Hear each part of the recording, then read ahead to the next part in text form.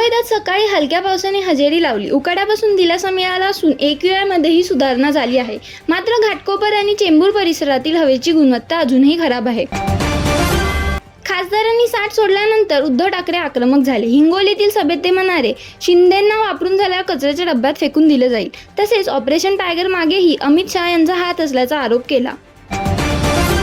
मुंबईकरांनी सावध राहावे. पुढील काही तासात मुसळधार पावसाची शक्यता असून IMDने शहरासाठी येलो अलर्ट जारी केला आहे. 29 जूनपासून मध्य रेल्वेवर 12 नवीन AC लोकल सुरू होणार आहेत. या गाड्यांच्या सध्याच्या 12 नॉन AC सेवांच्या जागी धावतील. त्यामुळे AC लोकलची संख्या वाढेल. मात्र नॉन AC प्रवाशांच्या अडचणीत वाढण्याची शक्यता आहे. दिग्दर्शक रोहित शेट्टी यांना पुन्हा जीवे मारण्याची धमकी मिळाली असून 20 कोटी रुपयांच्या कथित खंडणीची मागणी करण्यात आल्याचा आरोप आहे. मुहर्रम मिरवणुकीतील कथित विषारी कॅप्सूल प्रकरणी AMIM नेते वारिस पठाण यांनी निष्पक्ष चौकशीची मागणी केली आहे. दरम्यान पोलीस आरोपाची चौकशी करून संपूर्ण प्रकरणाचा तपास करत आहेत.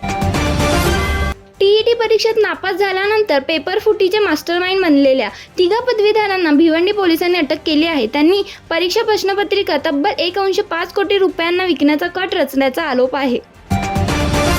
सिया प्रकरणात पोलीस आरोपी चेतनला घेऊन लोहगड किल्ल्यावर पोहोचले असून घटनास्थळाचा सीन रिक्रिएट केला जाणार आहे. आरोपीची दुचाकी आणि हेडफोन जप्त करण्यात आले आहे. अंधेरीहून राजगडला निघालेले पर्यटकांची मिनी बस पाबे घाटाजवळ दरीत कोसळली. या अपघातात 2 पर्यटकांचा मृत्यू झाला असून अनेक जण जखमी आहेत. मुंबईत बनावट पोलीस बनून खंडणी वसूल करणाऱ्या 3 अटक करण्यात आली आहे. त्यांनी असे ओळखपत्र तयार केले होते जे प्रत्यक्षात अस्तित्वातच नाही. नवी मुंबई विमानतळाच्या नामकरणावरून वाद कायम आहे. डी.बा. पाटील यांच्या नावाची मागणी करत सुरू असलेले उपोषण 4थ्या दिवशीही सुरू असून 6 जुलै रोजी विधानसभेवर मोर्चाचा इशारा देण्यात आला आहे. TET पेपर फुटी प्रकरणावर मनसेने सरकारवर जोरदार टीका केली आहे. लाखो विद्यार्थ्यांचे भविष्य धोक्यात आले असून सरकारला परीक्षा देखील सुरळीत घेता येत नाही अशी टीका करण्यात आली आहे. स्मार्ट मीटर विरोधात आंदोलनाची घोषणा करत प्रकाश आंबेडकर म्हणाले, परवानगीशिवाय मीटर बदलल्यास तात्काळ तक्रार नोंदवा. लोकलमधील गर्दीचा फायदा घेत गुन्हेगार सक्रिय झाले आहेत. मीरा रोड ते वैतरणा दरम्यान 7 स्थानकांमध्ये 275 गुन्हे नोंदवले गेले असून खिसे कापू आणि मोबाईल चोरणाऱ्या टोळ्यांचा धुमाकूळ सुरू आहे. आतापर्यंत केवळ 82 गुन्ह्यांची उकल झाली आहे. शोसाठी भावनांची खेळ करत असल्याचा आरोप करत आकांक्षा चोमलच्या घटस्फोटाच्या दाव्यावर नेटकऱ्यांनी संताप व्यक्त केला. बिग बॉस 19 विजेता गौरव खानलाही सोशल मीडियावर लक्ष्य करण्यात आले.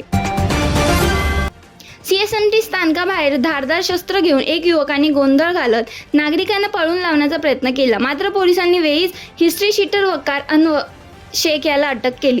या घटनेचा व्हिडिओ सोशल मीडियावर व्हायरल झाला आहे. कल्याणमध्ये नाला सफाईच्या कामासाठी अल्पवयीन मुलाचा वापर केल्याप्रकरणी ठेकेदाराविरुद्ध गुन्हा दाखल करण्यात आला आहे. बाल हक्क आयोगाच्या निर्देशानंतर पोलिसांनी कारवाई सुरू केली. मुंबई वडाळा द्रुतगती महामार्गावर प्रकल्पाला वेग आला असून MMRDAने जमीन संपादन प्रक्रिया सुरू केली आहे. महसूल मंत्री बावनकुळे यांनी वीरमाता आणि वीरांगणांना स्टॅम्प ड्युटीतून सूट देण्याची घोषणा केली आहे. महसूल विभागाने या संदर्भातील निर्णय घेतला आहे. अयोध्येतील राम मंदिराची देणगी चोरी प्रकरणात पोलिसांनी कारवाई तीव्र केली असून टिन्नू यादवसह 8 आरोपींच्या घरावर छापे टाकले जात आहेत.